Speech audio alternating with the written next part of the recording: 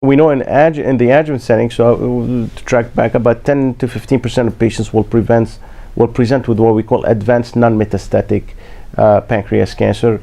And in other words, those are patients who have either resectable, borderline resectable, or locally advanced disease.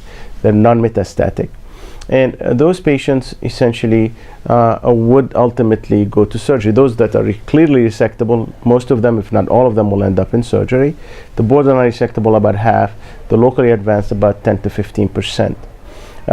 For adjuvant therapy, we have data for the resectable patients, and we know that chemotherapy in the form of gemcitabine and capecitabine, based on the ASPECT-4 study, should be our standard. In the US, we should probably use lower doses of capecitabine than educated by the ASPECT-4, by the European studies, because we know the history of capecitabine in this country versus Europe. Radiation does not have a defined role yet.